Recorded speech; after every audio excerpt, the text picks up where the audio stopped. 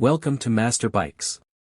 In today's deep dive, we're exploring the 2026 Honda Northern Territory 1100 DCT, a machine that blends long-distance touring comfort with sophisticated technology and everyday usability.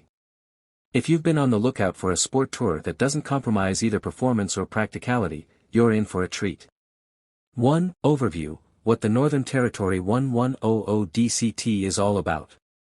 The Northern Territory 1100 DCT slots into the sport touring category, offering the ride quality and ergonomics of a quality touring machine with the handling and agility of a lighter road bike. Honda has taken its proven 1084 cubic centimeters parallel twin engine, shared with some of its adventure models, and packaged it in a chassis tuned for both all-day comfort and spirited road riding.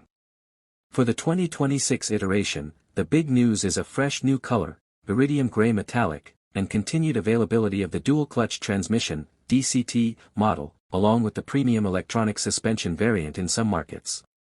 This isn't just a tourer nor a sports bike, it's an elegant bridge between the two, and that's precisely what many riders are after in 2026. 2. Engine and transmission, the heart of the machine. At its core, the Northern Territory 1100 DCT carries a liquid-cooled 1084 cubic centimeters parallel twin with a 270 degrees crank that gives it character, strong mid-range bite, and fewer compromises.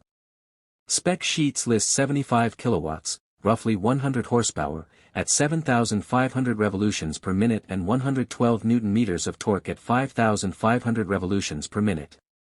The transmission offering is where things get really interesting. The 6-speed dual-clutch transmission, DCT, gives you the best of both worlds. You can let the system shift automatically for you, or select manual mode and use paddle shifters if you prefer.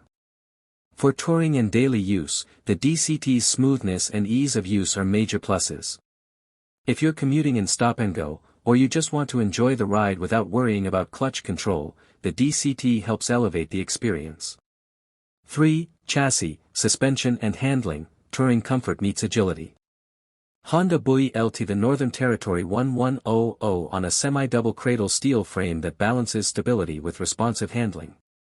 The wheelbase is approximately 1,535 mm, seat height 820 mm, and ground clearance around 175 mm. In the standard model you get high-quality show of 43 mm inverted telescopic fork at the front, with 150 mm travel, and a ProLink rear shock with approximately the same travel. For the electronic suspension variant, available in some markets, you get Showa's ERA system with real-time damping adjustment using inputs from an IMU. Brakes are strong, twin 310 mm floating discs up front with radial 4-piston calipers, single 256 mm disc at the rear. All of this means the Northern Territory 1100 DCT can handle long distances with ease and also remain composed in more dynamic riding, corners, twisties, etc. 4. Electronics and rider aids, bringing modern touring up to date. One of the standout features of the 2026 model is its suite of electronics. A 6-axis inertial measurement unit, IMU, monitors roll, pitch and yaw. For long days in the saddle, comfort and practicality matter enormously. The Northern Territory 1100 DCT is designed with a relaxed upright riding position, wide bars, generous seat and a screen that you can adjust one-handed while seated. Fuel tank capacity is 20.4 liters, giving range enough for longer rides between stops. Panniers are standard in many markets. Their capacity has been increased so they can accommodate full-face helmets each side in the newer model.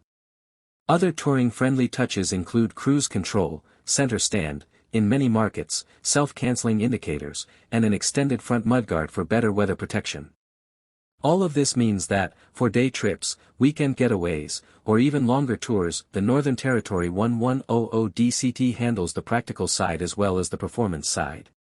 6. Performance in real world, what to expect. In real-world riding the Northern Territory 1100 DCT delivers strong mid-range torque, which makes shading passers or highway overtakes effortless.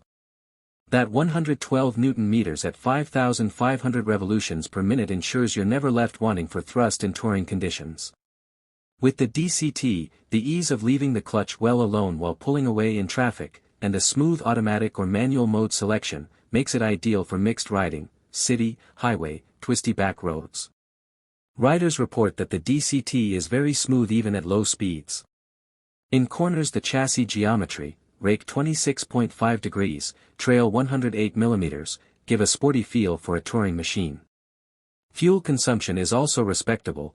Published figures suggest about 5.0 L/100 km in the European testing cycle. If you're loaded up with luggage and maybe a pillion, the Northern Territory 1100 DCT retains composure and comfort. The frame and suspension design cope admirably. That makes it a strong choice for riders who value touring capability but don't want a heavy, full-dress tourer. 7. What's new for 2026? Updates worth noting. For the 2026 model year, the updates are modest but focused. Honda has added a new iridium gray metallic paint option, joining the existing matte warm ash metallic and pearl hawkseye blue. There are no major changes to the engine or core mechanicals. Honda states the 2025 refresh was so significant that the 2026 model carries largely unchanged under the skin. In short, if you were considering the 25 model or this one, the differences are minimal, so from a value standpoint you may find deals on the prior year. But for those wanting the latest paint and full availability, 2026 is ready. 8. Pros and cons, what works, and what to consider. Pros. Excellent mid-range torque and plenty of power for a sport tourer. The DCT makes it very user-friendly and accessible for a wide range of riders. Strong electronics and rider aids bring premium functionality. Touring ergonomics, luggage capacity, wind protection and connectivity make it versatile. Good handling for a machine of its size and category. Cons/considerations. Seat height at 820 mm may be tall for shorter riders, worth checking fit in your region.